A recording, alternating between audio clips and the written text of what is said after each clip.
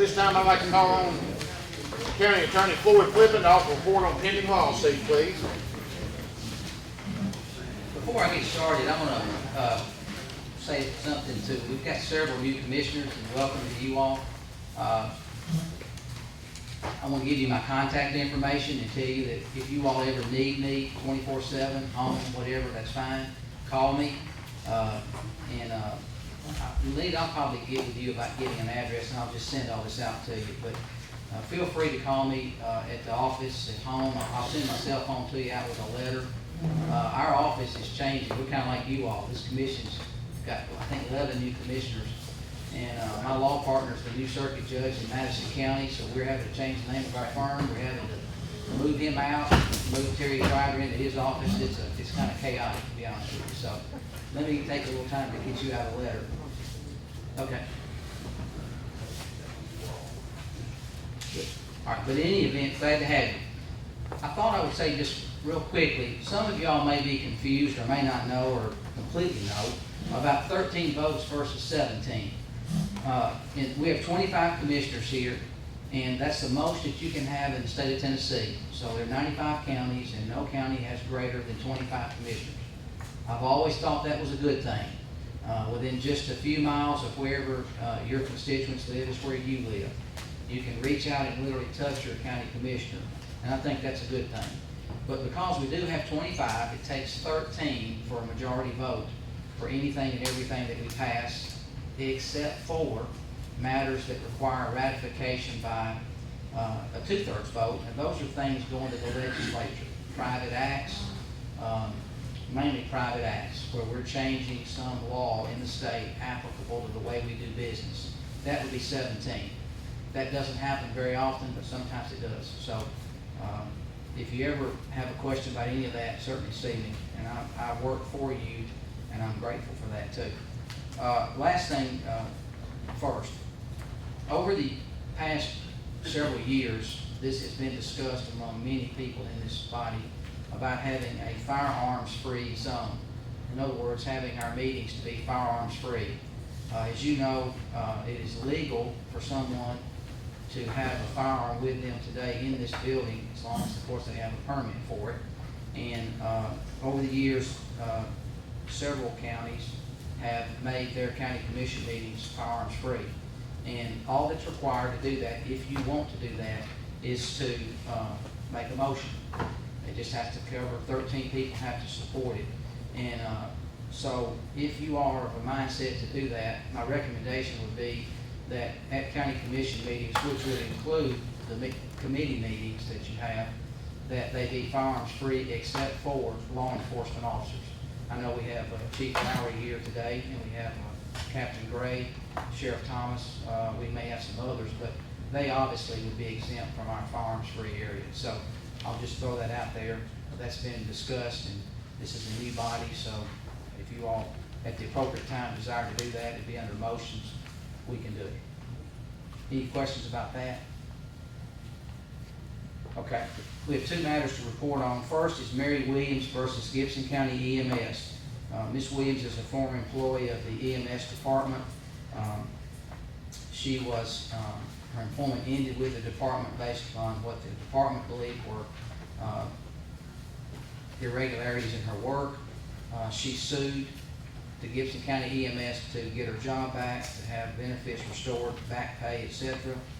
Judge Peoples granted a motion for summary judgment on behalf of the county EMS, which dismissed all of her claims. On literally the last day, she did file a notice of appeal, and so that's that decision of Judge Peoples, wherein Director Arnold was vindicated for all of her decisions, and the department was upheld for all of its decisions, is being appealed to the Tennessee Court of Appeals.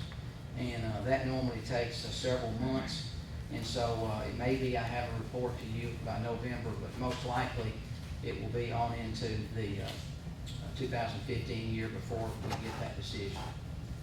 We feel confident that it will be upheld, as we don't believe the department acted irregularly in any way. And lastly, that lawsuit is being handled by a local government and its attorney, Jim Pentecost in Jackson. So it's the but he has kept me apprised. So we have won that case and it's being appealed.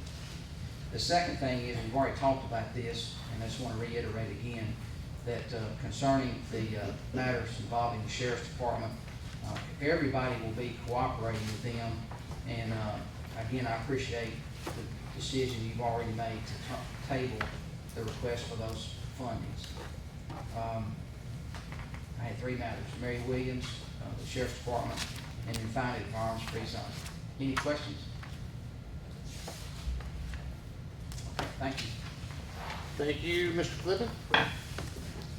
This time I'd entertain a motion to approve Mr. Flippin's report. Motion made by Commissioner Longmire, second by Commissioner Summers. All those in favor, vote by saying aye. Aye. And opposed likewise. Before I call on Chairman Kimmerer to offer a report from the Correctional Complex Committee, we've got our newly elected sheriff, Mr. Paul Thomas, here that would like to first off introduce himself to you all. And at this time, Sheriff Thomas, if you'll come forward.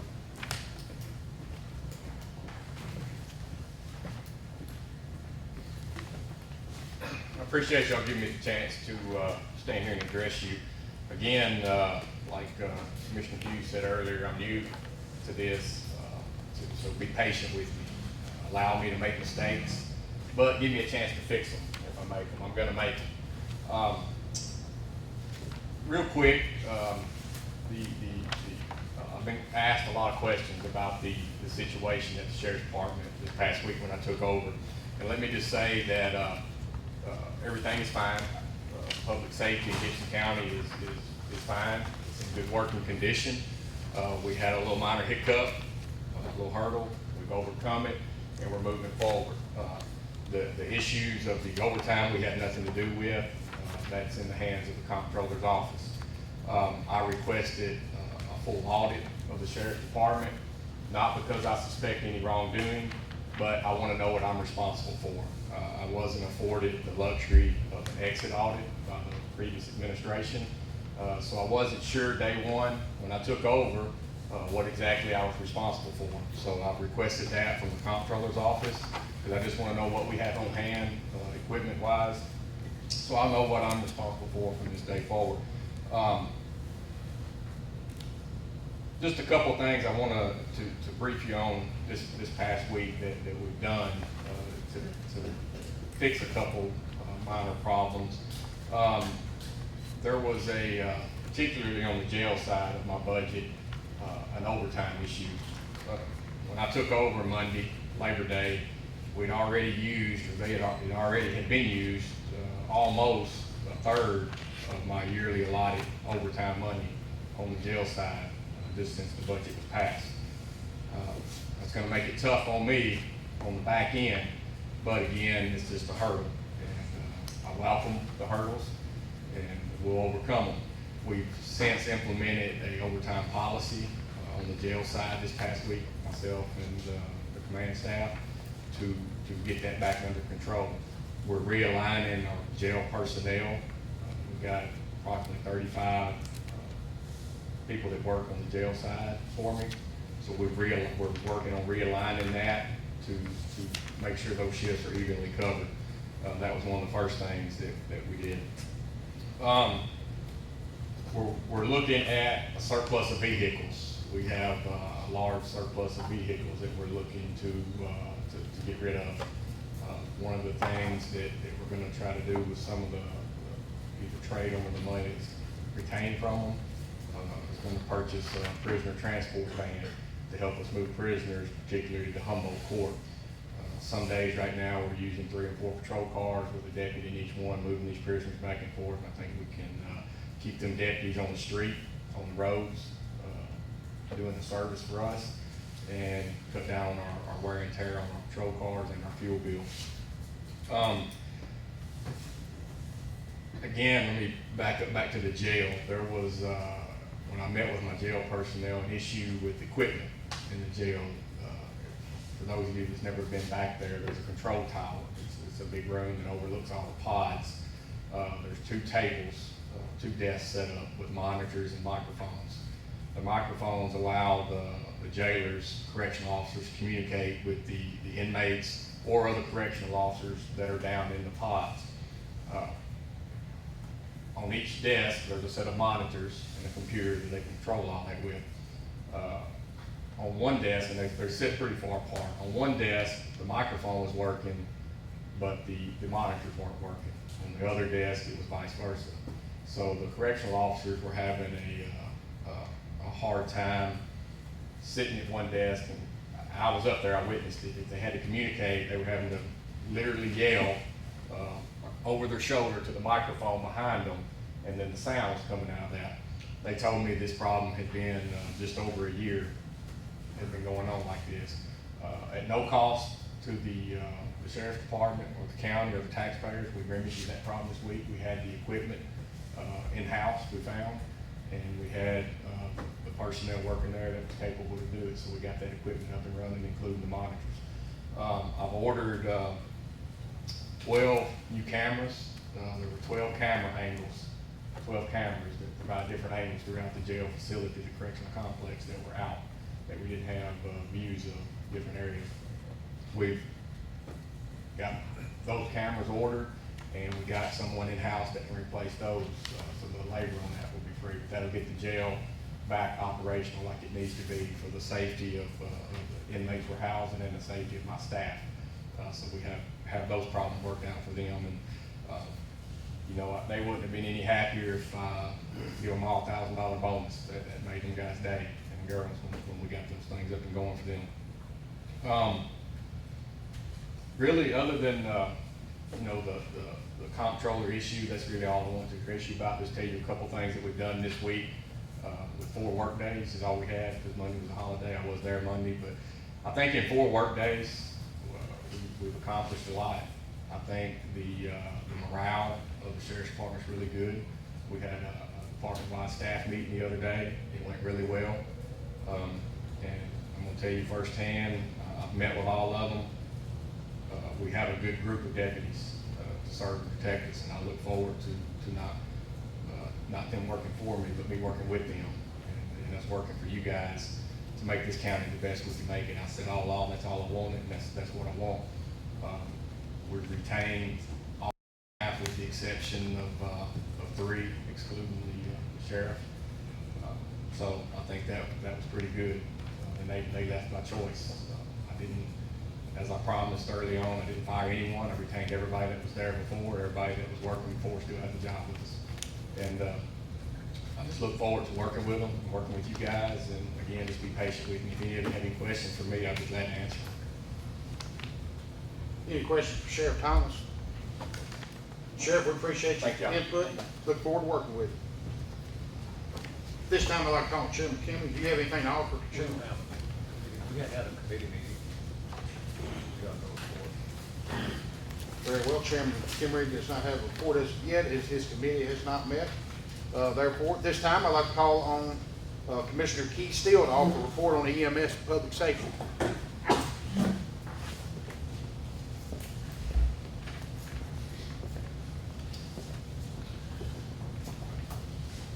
Our committee hasn't met yet, and to appoint a new chairman of the committee, but we will soon. For the month of July, we had 447 emergency calls, and we had 528 non-emergency calls. For the month of August, we had 476 emergency calls and 565 non-emergency calls.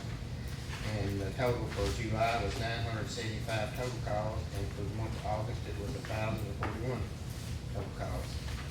And on our revenue, for the month of July, we had $218,501.85 for the month of July in revenue. And for the month of August, we had $238,035.90 for a total of $456,536.84 in revenue for the first 2 months of the year, which should put us at or above our goals. And just as soon as we have a committee meeting, we'll elect a new chairman and get it back to normal. Questions? Any questions for Commissioner Steele? Thank you, Commissioner, for your report. That being said, I'd entertain a motion to approve this report. Motion made by Commissioner Miles, second by Commissioner Tubbs. All those in favor, vote by saying aye. Aye. And opposed, like sign. This time I'd like to call on Mr. Robert Lockard to offer a report from the airport board, please.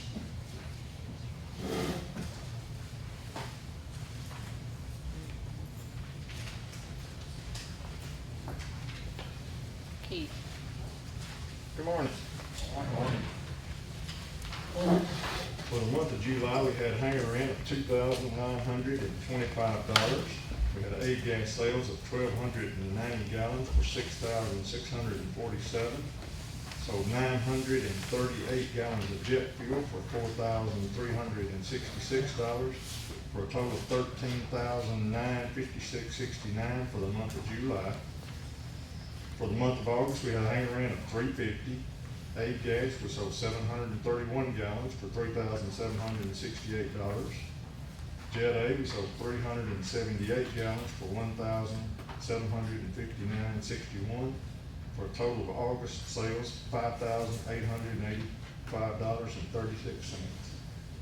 As everyone knows, the crop dusters have been in full force. I'm sure you heard them buzzing over your head here recently. The hot weather kind of slowed things down, but toward the end of September, the 1st of September, the end of August, things have picked up a little more.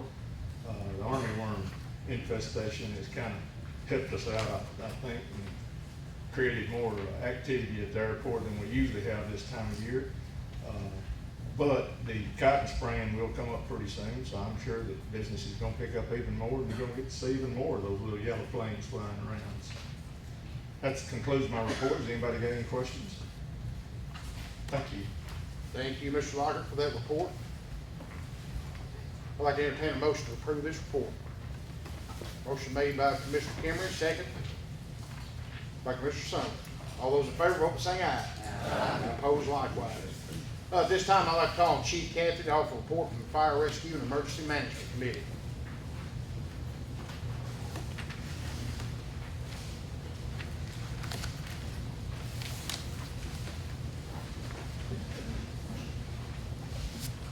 Good morning, ladies and gentlemen. Good morning.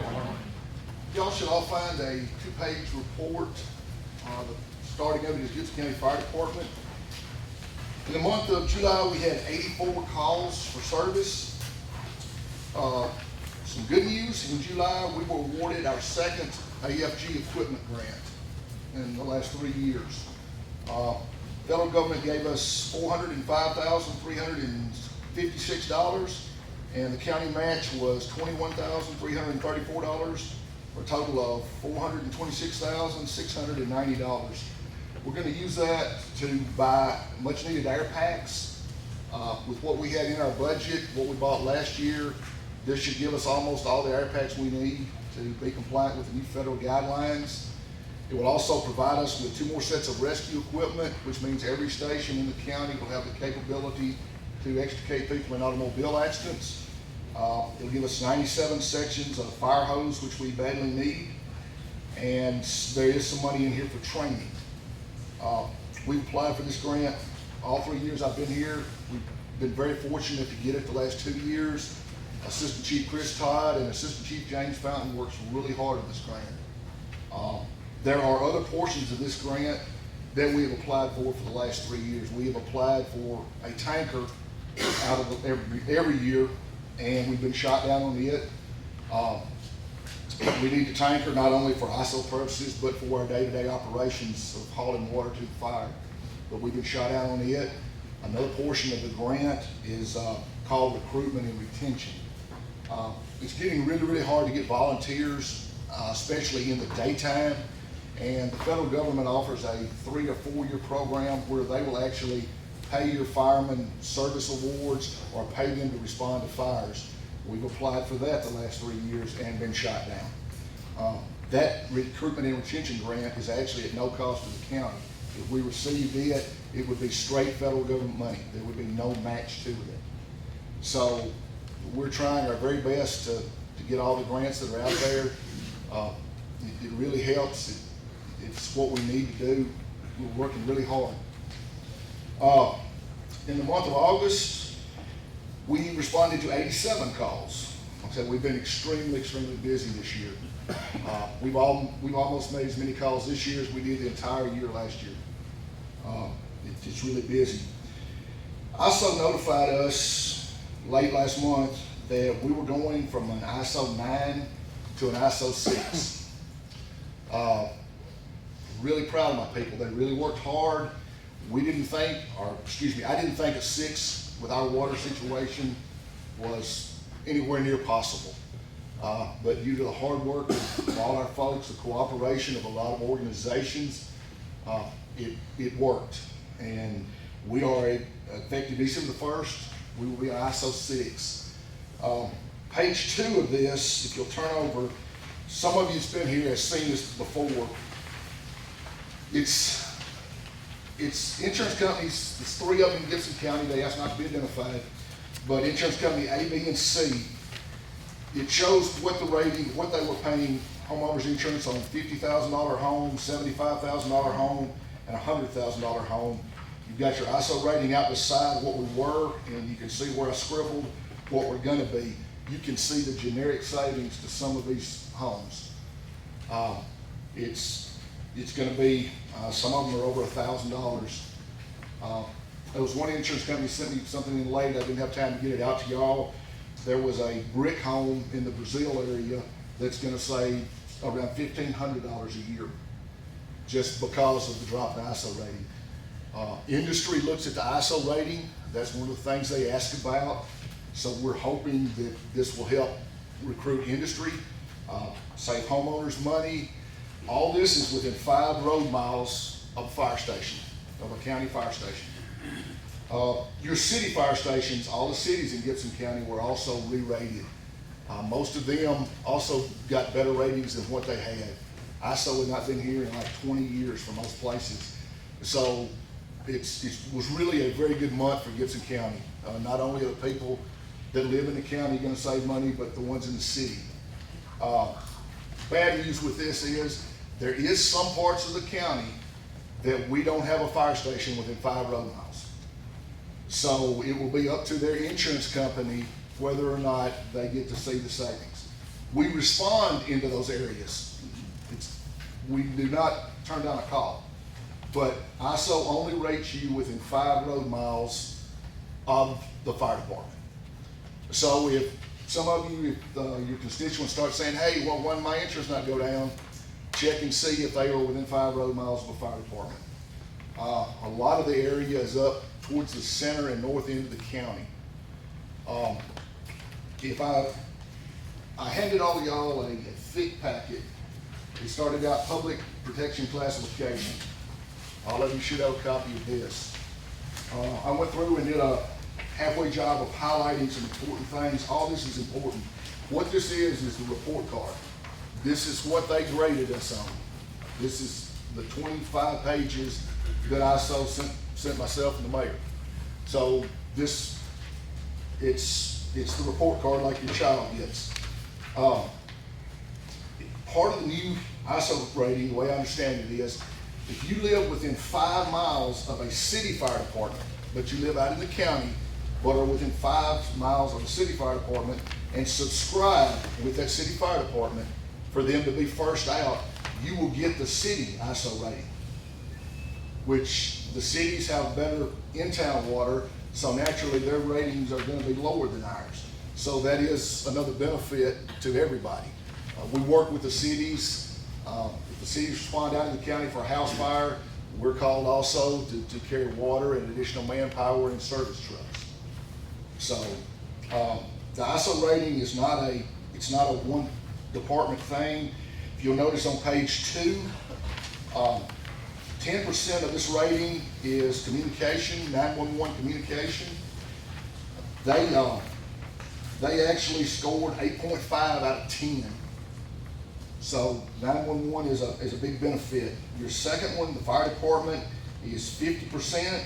It shows you how it's broke down, and 40% is water. If you turn to page 3, our 6 rating I highlighted, we have 40 to 49% of the equipment and training we need to actually do the job on a structure fire. ISO only rates structure fires. They don't care how many medical calls we make, how many grass fires we put out, how many automobile accidents we respond to. It's all about structure fires with them. If you'll turn on over, and please, I hope all of y'all read these. This is wonderful, but I highlighted some what I considered important information. On page 7, it tells us where our public classification is going to attend. They have added a new class, which is called a Class 10W, which applies to properties that are 5 to 7 road miles from the station. It's outside that 5-mile thing. If you have a credible, recognized water source within 1,000 feet of your house, what that is a pond or a well that's dug that will provide us with over 250 gallons of water per minute for 2 hours uninterrupted. That's how our water part of our hall water is rated. We have to be able to prove that we can flow 250 gallons of water for 2 hours uninterrupted, and we have to start within 5 minutes of after we arrive on scene. So if you've got a pond and you can have it certified, you can get a better rating. The insurance company has flexibility to give you up to the 6 that we are, or anywhere in between, if you have that. So that's another good part of this rating. If you'll look down the bottom of page 7 under the fire department heading, these are what they grade us on, and out beside it you'll see the credit earned and the credit available. There were some things we did really well on. There are some things that we didn't do too well on. The credit for ladder service company, which is on the very bottom of that page, what that is, ISO says that everybody either needs a ladder truck or a service company. If you have buildings over so many feet high, you're required to have a ladder truck. If not, you can have a service company. We don't need a ladder truck. We don't have buildings that are that big. So the service company, what this is, it carries specified equipment on it. We get those from Director Arnold. When her ambulances have to come off the road, she donates them to us. We turn around and equip them as service companies. And they're major ISO points. They have to respond to every structure fire. So we're going to be adding some more of those. Hopefully she'll wear out a few and let us have them, because that's a big item. Let's see, the credit for deployment analyst. See, we only got 1.25 out of 10. That's where your fire stations are located, the response time, that type thing. ISO theoretically wants a fire station every 2.5 miles. That's not possible. But that would be one way we could correct that. Again, that's not possible, it's not feasible. The credit for company personnel, we got 1.22 out of 15. That's not good. But what they do, it takes 3 full-time firemen, it takes 1 volunteer to equal 3 full-time firemen according to ISO. Our volunteers are rated the exact same way of a full-time fire department. We're rated the same way Memphis Fire Department is. But they say since we're not at the station, we don't have the hours of training required. That's how they deduct all this. And it's, like I said again, it's getting very hard to get people in the daytime due to factories going to the just-in-time production, that type of thing. I've lost 6 firemen in the last month that have got jobs, thank goodness, but they were daytime firemen. And that really hurts because they average the number of firefighters that you have that respond on a daytime call or any structure fire call. And it's done on a first alarm basis. If I page out 3 stations automatically on the first call, I can count all those firemen. But if we just page out 1 station and get them to figure out it's a house fire and page out 3 more, the other 3 stations personnel does not count towards that number. So we have to be really careful about what we're doing there. Credit for training, we got 1.53 out of 9. The ISO and the state wants all firefighters to have 240 hours of training.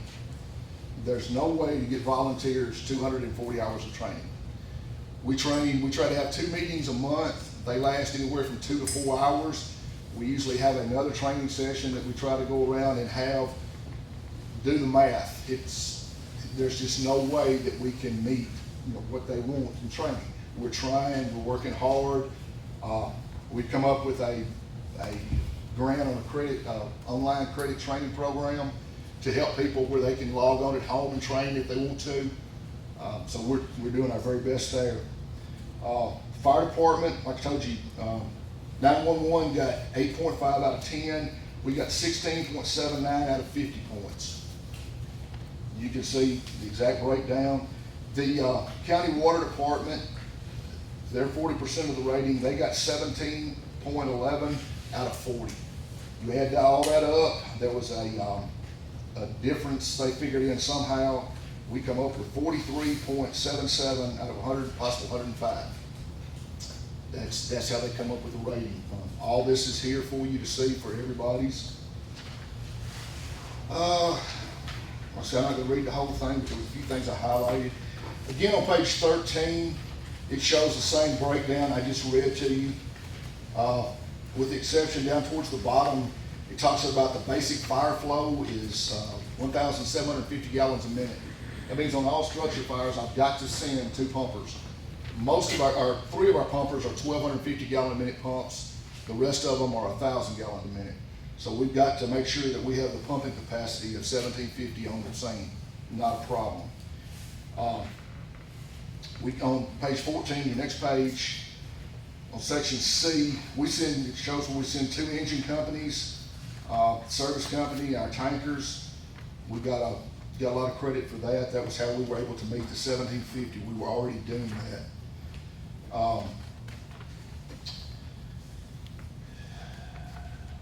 On page 15, I've already told you about the service company. Those are big items, and we really appreciate Director Arnold giving us those ambulances.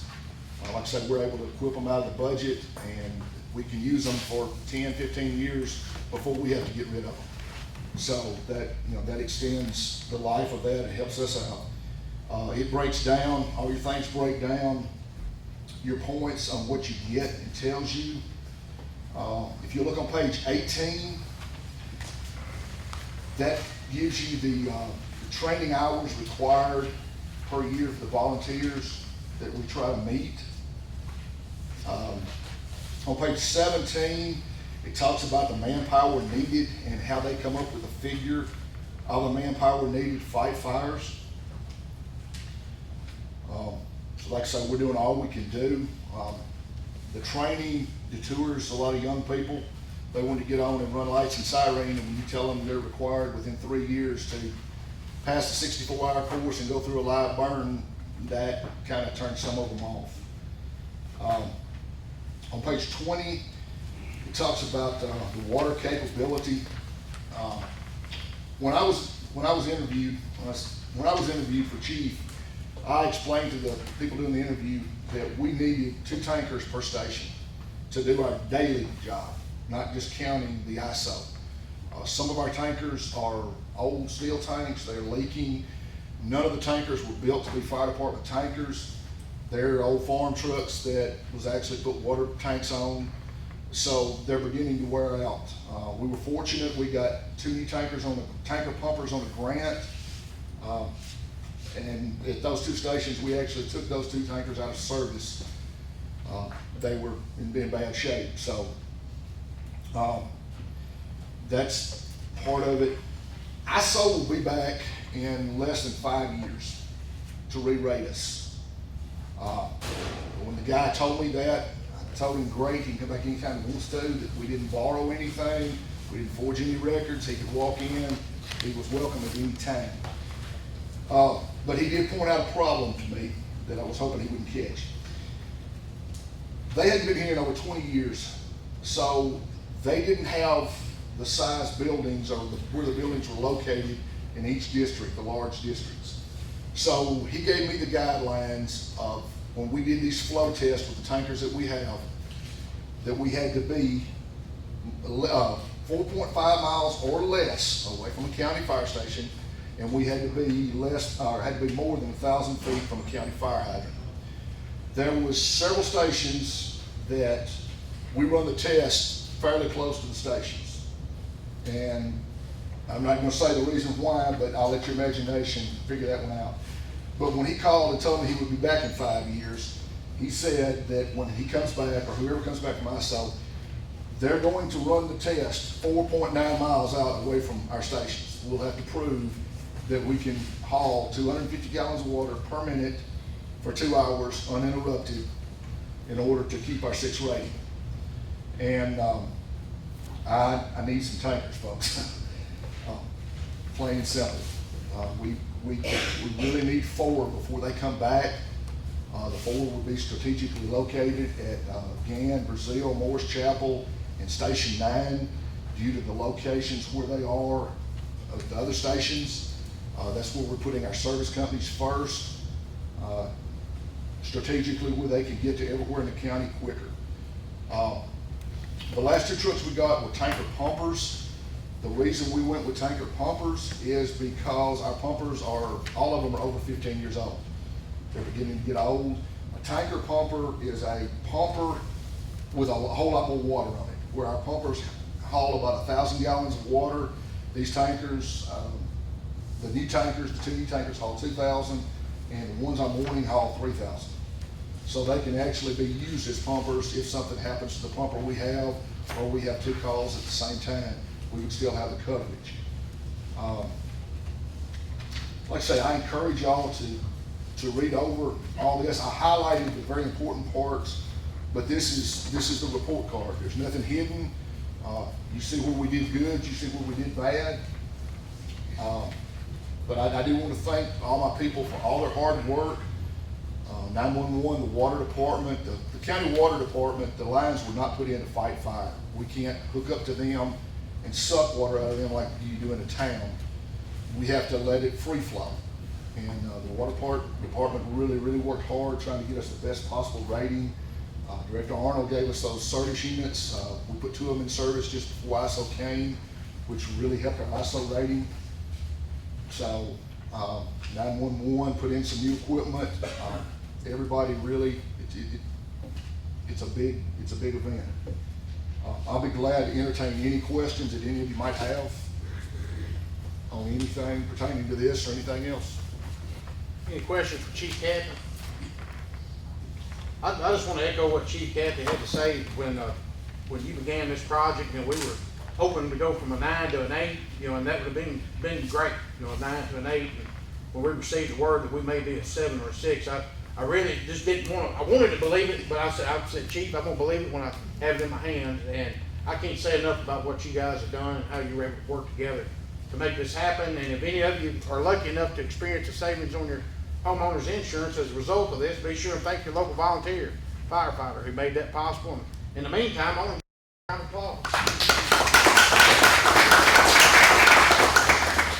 Thank you, folks.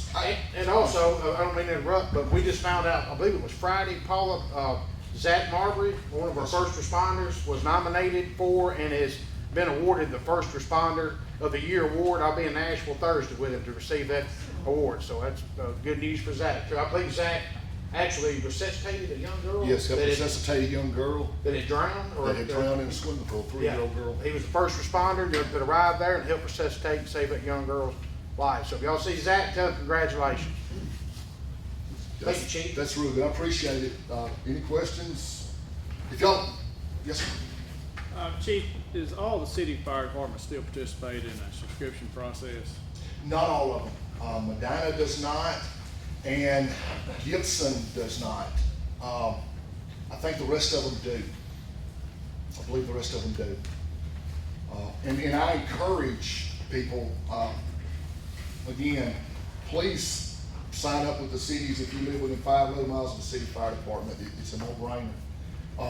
Medina Fire Department actually is, when they come out of the county, them and Gibson, both of them are considered county fire stations when they leave their city limits. Medina is Station 8, Gibson is considered Station 11. So they respond without contract. They fall under us. So, good question. Yes, ma'am. What's the going price on a tanker pumper that hauls 3,000 gallons of water? Around figures around $240,000. And then we would need about $30,000 worth of equipment to equip it, like ISO says. ISO gives you a checklist any of y'all want it, I'll be glad to give it to you on what goes on pumpers, tankers, and service units. You have a checklist that, you know, they give you. So if anybody wants it, I've got it in my office. More than happy to give it to y'all so y'all can see when I ask for stuff that I am asking for that type of equipment. And like I said, we have applied for a grant for the last 3 years, 4 tankers, been shot out all 3 years. I can assure you we will be reapplying this year. All they can tell us is no. It's the worst thing they can do to us. So we're trying any way we can to, but I would recommend that anybody that wanted to know, matter of fact, I wish everybody would call your insurance agent and ask him, say, hey, you know, we're going from a 9 to a 6. What is that gonna do for my homeowner's insurance? And find out exactly what that's going to do. Any questions? Chief Kathy, when you're Yes. not approved for the grant, are you giving rationale as to why, or just no? Most of the time, they say that we're just not deserving of it, that there's people more in more need than we are. Coach Todd, Assistant Chief Todd and Assistant Chief Fountain and myself go to these grant meetings. And as a matter of fact, we've got, for the next year's AFG grant, there's one coming up in September, and we're hosting it here at the ELC. The lady comes down and she explains the new rules and regulations, and she really helps us along on getting it. She wants us to get the money if at all possible. And I'm understanding the people, I've talked to a lot of the chiefs that have got the truck part of the grant, and usually what they do is agree to pay 40 to 50% of the cost of the vehicle and let the federal government pay the rest. That seems to be how they're getting it. Their application don't look any better than ours, and trucks are hard to get on it, but that seems to be the issue. You know, we pledge the normal 10%, and apparently the ones that are getting it go further in depth is what it appears to me to be, sir. Kind of a bidding war then. Yeah, the federal government can spread that money out further. If we pay for half of it and they pay for half of it, they can give somebody else that much more money. So now, I'm not telling you if we agreed to pay half of it, that we would get it, but that's what the other chiefs seem to be that are getting it. That seems to be how they're doing it. And the grant meeting is, I believe it's the 25th of this month at 1 o'clock at the ELC. Anybody that wants to attend it is welcome. This lady is a real nice lady, and she will answer any and all questions. She'll hand out pamphlets. She's been very beneficial in us getting these last 2 grants. She's worked really close with us. So, any other questions? If any of y'all ever want to know anything, my email address, phone number is on the top of the first page. Please call me, come by. Be glad to take you to any and all stations, answer any questions, give you any paperwork that you want. So, sorry to take up so much time. No, thank you, Chief Kathy. Thank you very much. It's all good stuff. We appreciate you sharing it with us. Thank you. I'd like to entertain a motion to approve Chief Kathy's report. Motion made by Commissioner Tubbs, seconded by Commissioner Summers. All those in favor, vote by saying aye. Aye. Opposed likewise. At this time, I'd like to call on Mr. Andy Zacher, President of the Fair Board, to offer a report on our Gibson County Fair.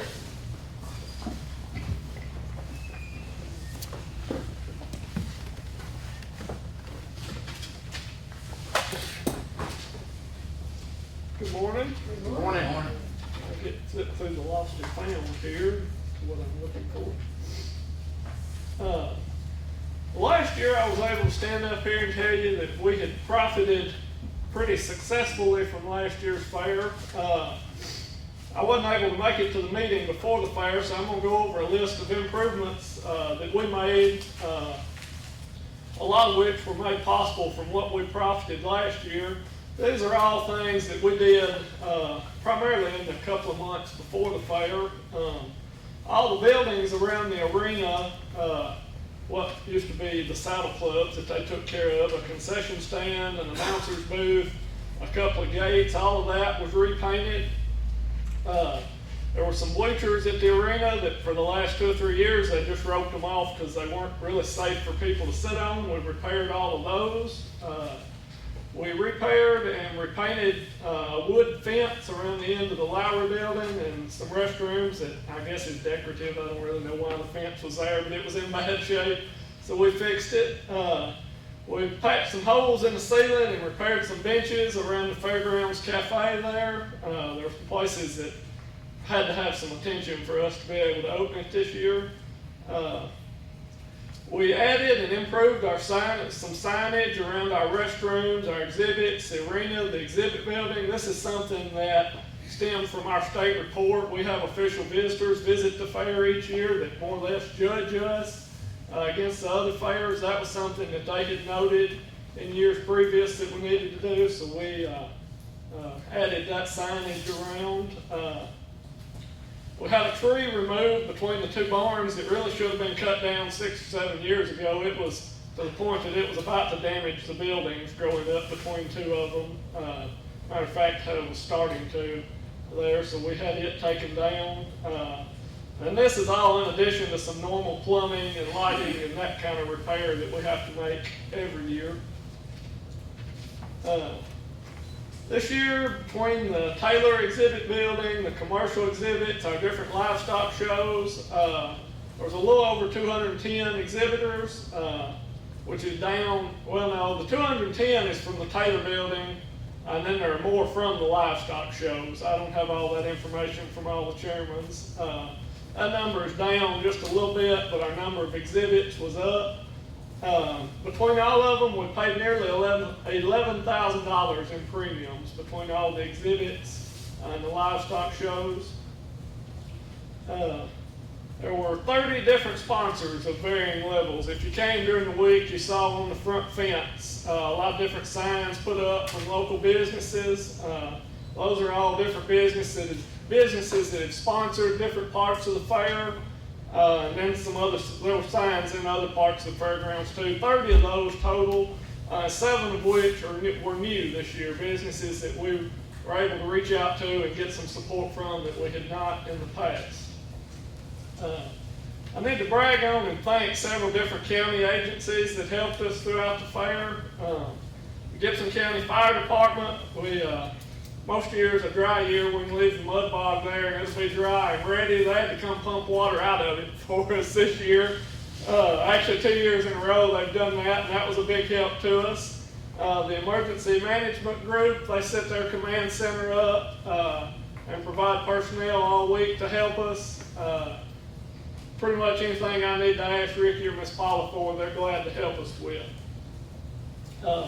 Carl and the road department provided or loaned us some equipment for a couple of events throughout the week that if they weren't able to loan it to us, we'd be spending money to rent these things because they're things we have to have.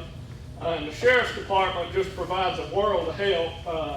I'm pretty sure Barry and his crew of workers know more about it than me or any of the other volunteers do. He's been there so long. They provide crews helping us get ready, and then they've got guys there, officers helping us with different safety, that type of thing throughout the week. And also the city of Trenton's fire department, police department offer us that help as well. Really, without all these people helping us, it'd be hard to put on the fair that we do. Our week was successful as a whole. Anytime you can look back on the week and say we made more money than we spent, then you've had a successful fair. But we did have some issues. A couple of nights we had some issues with the electrical system. It's hard to put on a good fair when you're having to evacuate buildings and your lights are not on, but they responded, and we've got several of those fixed and are going to look at fixing some more before the next year. I think Mr. Coy was there. We narrowly missed it being a large safety issue Monday night. A wire burned in two, and the way it fell, we were definitely blessed that nobody was injured. It could have been a much larger issue than just our lights not being on.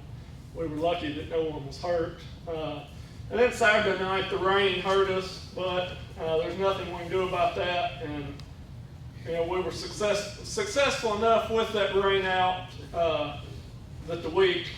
Bottom line is we made a small profit, not what we did last year. There were still some bills to come in, but we're going to have cleared $20,000, $2,000. There's still some needs. I know I gave you that list of things that we've worked on. And I know I guess it was over this past winter, the building maintenance made some repairs to the Martha Taylor building. I can happily say it doesn't rain in that building now. For a long time, it would rain as much in the exhibit building as it did outside. But those repairs all went well.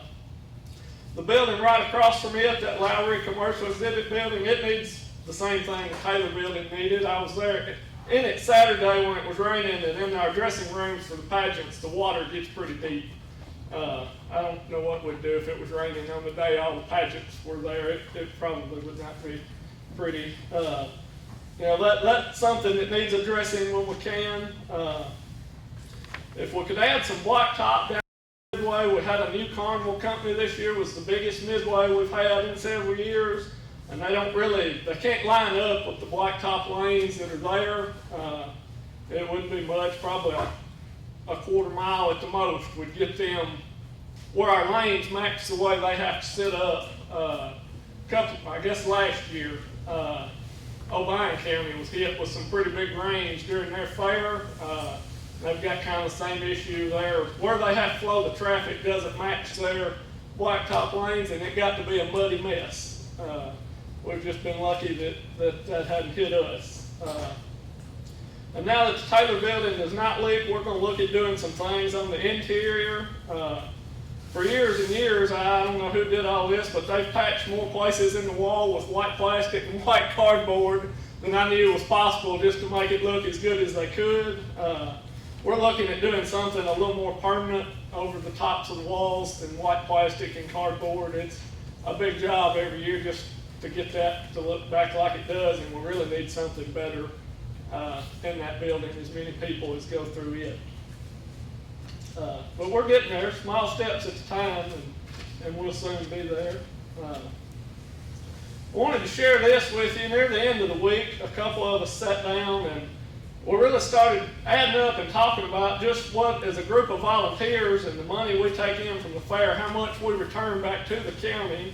I was really amazed when we added all this up, just how much we spend with different businesses throughout the county. I talked about the painting and some other maintenance that we did, just that type of supplies and other supplies that we use during the week. We spend about $4,000 for the year on that, and that comes from some different hardware places and businesses like that around this part of the county. On our advertising, between the signs we have made, our newspaper ads, and the radio station in Milan that we use, we spend $10,000 with those, $10,500 with those businesses. We spend quite a bit with local restaurants and that sort of thing around. Our volunteers, as we're getting ready for the fair, and our judges that judge all those exhibits that Monday, we feed all of them. That's really all they get out of all their work is a meal while they're there Monday and the days before. Spend $1,300 just with, we spread it out between several different places around. Our trophies and things like that that we use for different events, we try to spread these out between the shop at Milan and some others around. We spend right out $1,000 between those different places.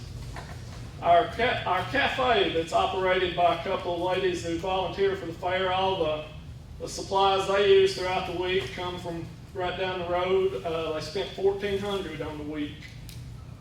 Items that we have to rent, some lights and other things, we try to find people as close as we can in Gibson County to rent those things from. We spend $600 on. I mentioned that we have a new carnival this year. We were very pleased with it and had lots of people brag on it. Most of their rides, they run off of generators. There's just no way for us or the electrical system to provide that. They've always done that.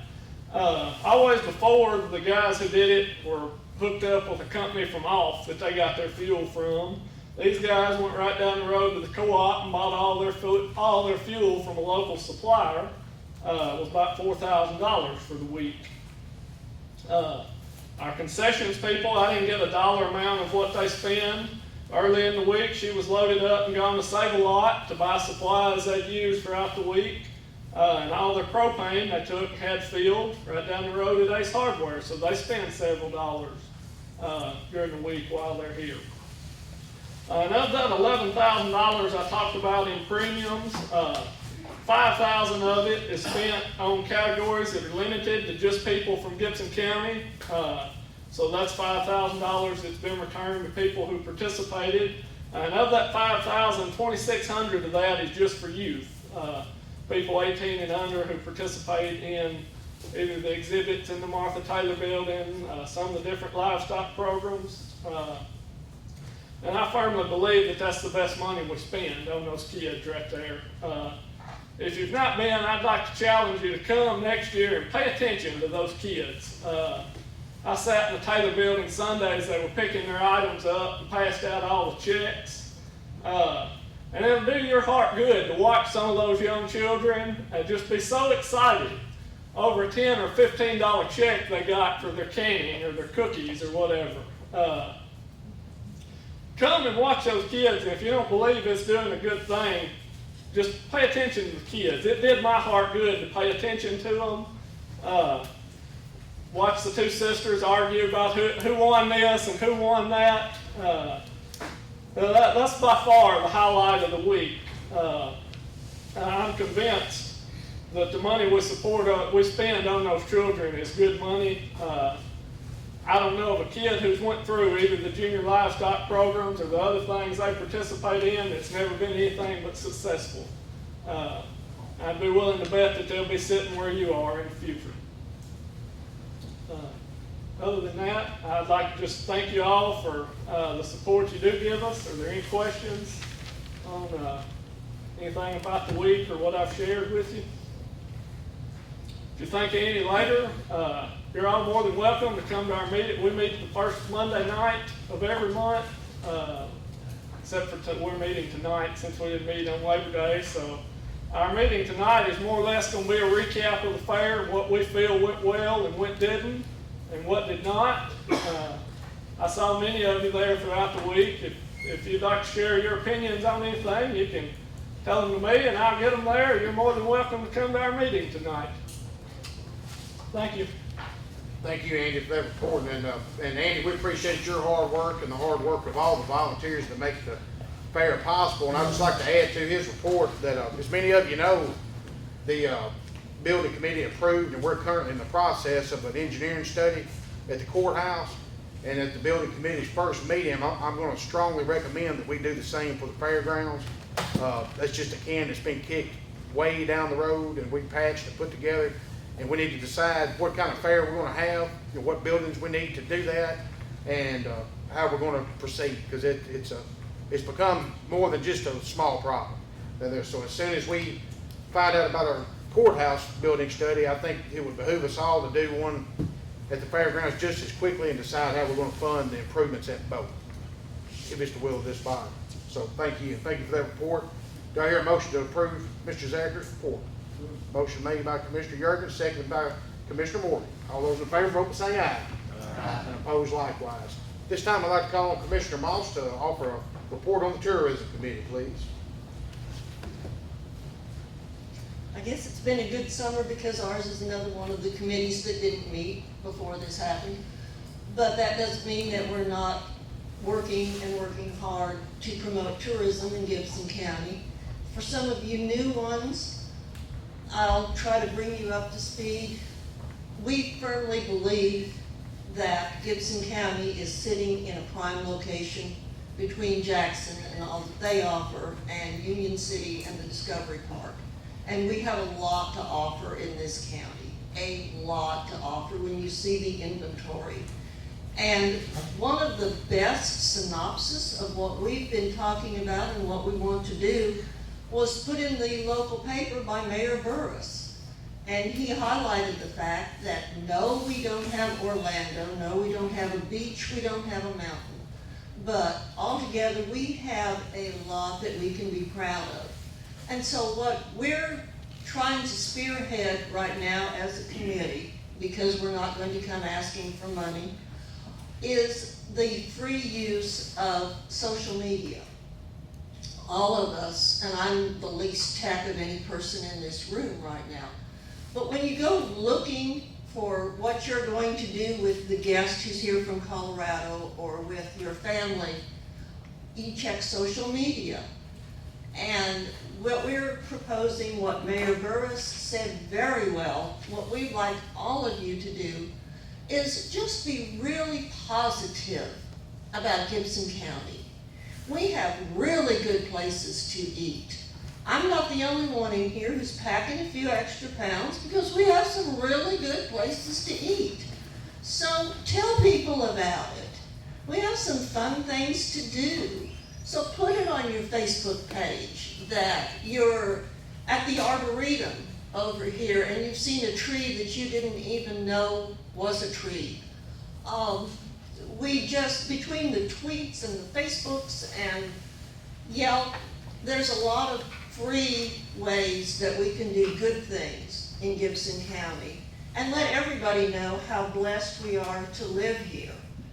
So, and if you want to be involved with our committee, we'll be meeting this Friday at Gibson Electric. And we encourage everyone's input.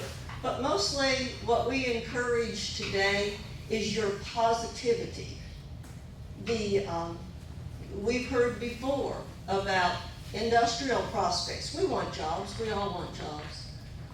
But if somebody comes to this county and they hear bad things, negative things, they have a tendency to believe it and they'll go away. If you see somebody on the street that you don't know, if you see somebody looking for a place to eat, tell them how good it is. Tell them not about just the things in your community, but the art museum in Humboldt and the Ag Museum in Milan. We don't have a lot of money for advertising, but all of us here are very good advertisers. So that's all I've got to say is just yay Gibson County, and let's keep these tourists coming in because their dollars put a lot of money into the account that we want to tap into. Commissioner Moss, what time is that meeting, Friday? 11 o'clock. 11 o'clock. Yes. Thank you, and I agree with what you're saying. We got a lot to be proud of and be thankful for, and I'm as guilty as anybody not counting my blessings first before I complain. So I agree with Commissioner Moss. Do I hear a motion to approve her report? Motion made by Commissioner Steele, seconded by Commissioner Sines. All those in favor, vote by saying aye. Aye. And opposed likewise. I don't know if this goes along with the tourism committee or not, but it's been several years since the county's had new road maps made, and the commissioner districts have changed since we've had them made. What entity of the county is responsible for having them done? You know, we've got road maps that we offer in the county mayor's office. Are you saying we need, Updated. you say we need maps showing the commissioner districts? Well, the whole, divisions? I mean, you know, the ones that we used to have, the ones that we used to get from the highway department, are how old are they, Carl? Ronnie Riley's time. They hadn't been up since Ronnie Riley's time.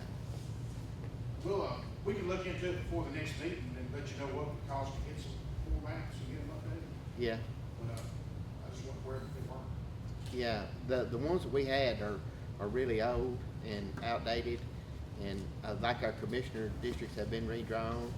The road districts in them are not highlighted according to the road districts. And I just, you know, we need to have them updated. We'll look into that. I'll be the first to get, I use this, my Google Maps. You know, Yeah. on phones. I wouldn't know how to unfold road maps. Well, I'm sure, I mean, I know Carl has lots of people comes in wanting county road maps. That's a good point. We will look into that and find out how far out we are. All right, we got elections next. First in elections, we have a 2-year term for county attorney, Honorable Floyd Flippin. I'm assuming, Floyd, you'd like to continue in that capacity? Yes, sir, I would. Do I hear a motion on? Motion made by Commissioner Summers, seconded by Commissioner Yergin. All those in favor, vote by saying aye. Aye. And opposed likewise. Thank you, congratulations. Next is the appointment of county coroner. It's a 2-year term, currently filled by Mr. Walton Sam Thompson. Do I hear a motion on his reappointment? Motion made by Commissioner Miles, seconded by Commissioner Flake. All those in favor, vote by saying aye. Aye. And opposed likewise. We appreciate his service. Next is county surveyor. It's a 4-year term expiring in September.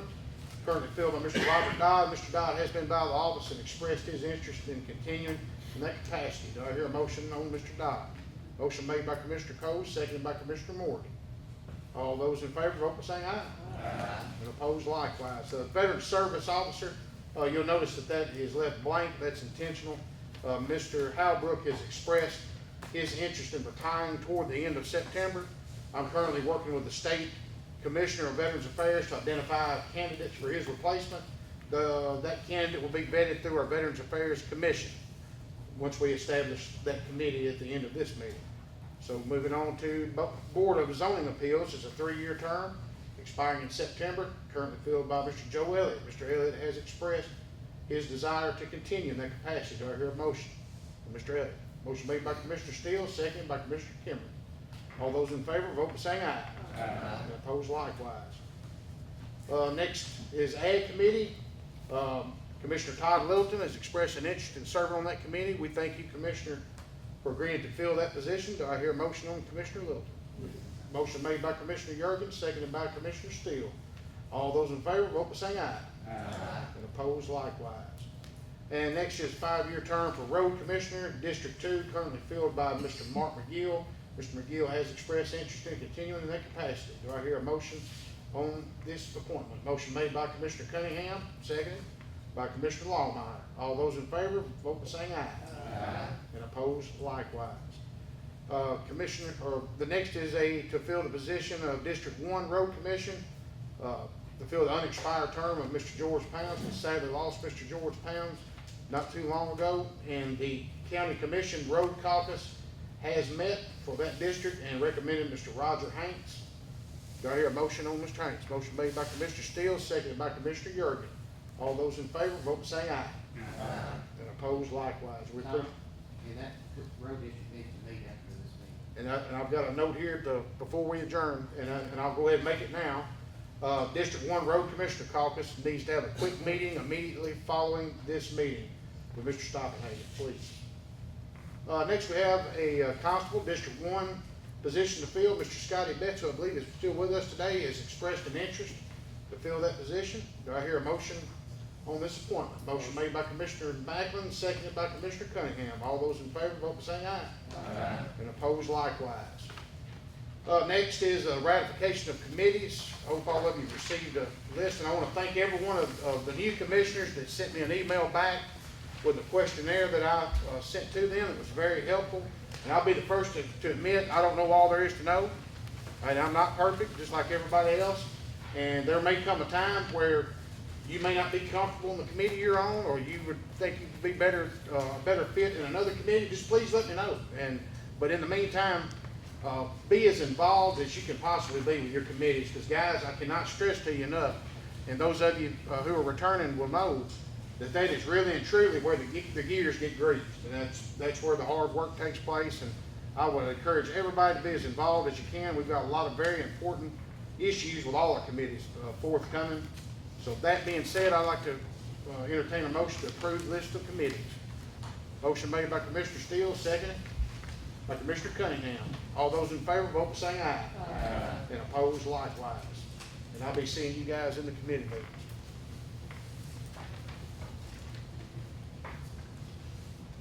Next up, under motions, I need to interview. Did everybody receive Did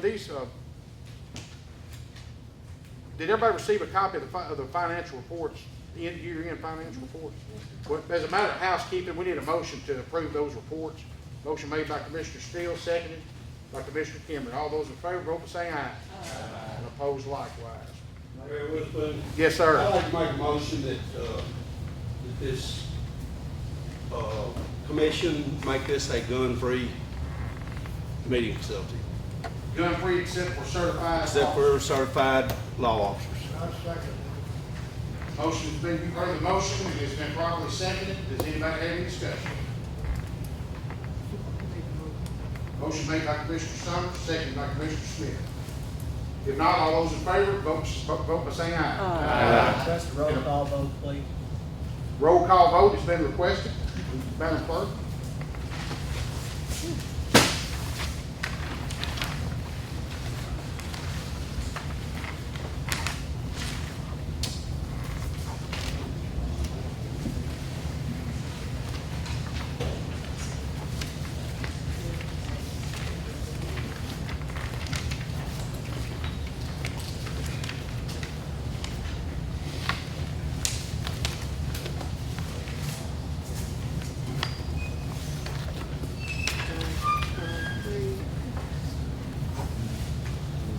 Okay, Commissioner Hughes, No. Commissioner Edwards, No. Commissioner Cunningham, Yes. Commissioner Sykes, Yes. Commissioner Longmire, Yes. Commissioner Carr, Yeah. Commissioner Mackin, Yes. Commissioner Bivens, No. Commissioner Tubbs, Yes. Commissioner Morgan, Yes. Commissioner Cameron, No. Commissioner Summers, Yes. Commissioner Cole, Yes. Commissioner Nance, No. Commissioner Locke, No. Commissioner Collins, Yes. Commissioner Flake, Yes. Commissioner Smith, Yes. Commissioner McEwen, Yes. Commissioner Littleton, Yes. Commissioner Pillar, No. Commissioner Steele, Yes. Commissioner Yergin, Yes. Commissioner Childers, Yes. Commissioner Moss. Yes. Yes. Motion carries. Thank you. Do we have any further motions? Madam Clerk, we have a list of notaries. Okay, now, we approved the financial thing, we need to approve the, motion to approve the elected official bonds. Did you do that, elected official bond?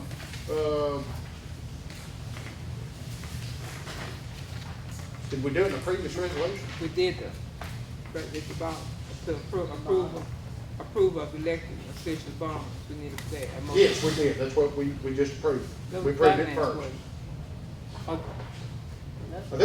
Is that the same? Oh, I said, mine's handwritten, I can't hardly read it. But we also need a motion to approve the constitutional office holder bonds. Yeah. Mine's all kind of jumbled together there. Do I hear a motion to approve these bonds? Motion made by Commissioner Kennedy, seconded by Commissioner Flake. All those in favor, vote by saying aye. Aye. And opposed, like sign. Okay. And Now, there are no further motions. We all received a list of notaries. Madam Clerk, do you have any additions Yes, to I the list of notaries? Yes. Stephen L. Hughes, Patricia L. Sullivan, Melissa, I'm gonna say Puchet, Jennifer H. Petty, Sherry S. Gibson, Janice L. Hawkins, Denise Scott, Heather M. Patterson, Louise Watson. You've heard the additions to this list. I hear a motion on the complete list of notaries. Motion made by Commissioner Miles, seconded by Commissioner Cunningham. Any discussion? I believe on, the added list, that should be C. Timothy Crocker as the bondsman instead of Carter. Commissioner Hughes has pointed out that C. Timothy Carter should be in fact C. Timothy Crocker. Crocker. Okay.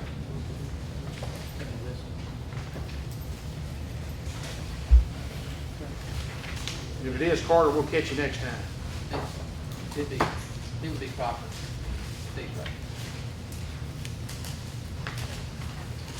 Any further discussion on notaries? If not, Madam Clerk, please call the roll. Commissioner Hughes, Abstain. Commissioner Edwards, Yes. Commissioner Cunningham, Yes. Commissioner Sykes, Yes. Commissioner Longmire, Yes. Commissioner Carr, Yes. Commissioner Mackin, Commissioner Bivens, Yes. Commissioner Tubbs, Yes. Commissioner Morgan, Yes. Commissioner Cameron, Yes. Commissioner Summers, Yes. Commissioner Cole, Yes. Commissioner Nance, Commissioner Locke, Yes. Commissioner Carter, Yes. Commissioner Flake, No. Commissioner Smith, Yes. Commissioner McEwen, Yes. Commissioner Littleton, Yes. Commissioner Pebble, Yes. Commissioner Steele, Yes. Commissioner Yergin, Yes. Commissioner Childers, Commissioner Moss. Motion carries. Thank you. Any resignation? Releasements? If there are none, we stand adjourned. I'll see you in November.